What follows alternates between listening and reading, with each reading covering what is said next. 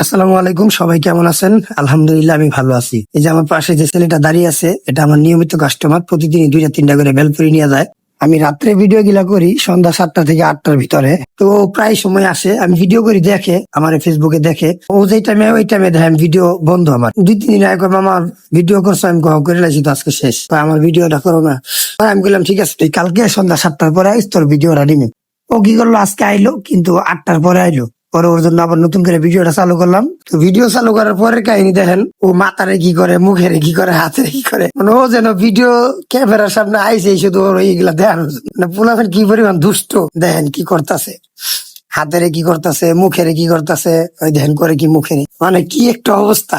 আমি তো যখন ভিডিও চালু, আমি তো বেলপুরি বানাইতেছিলাম, ওর দিকে এতটা খেয়াল করার সুযোগ ছিল না।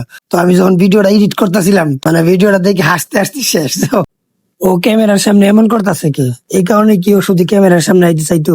পোলাবেন যে কি পরিমাণ খুশি হয় ক্যামেরার সামনে আয় এরকম করতে, যা ওরে না দেখলে বুঝতাম না।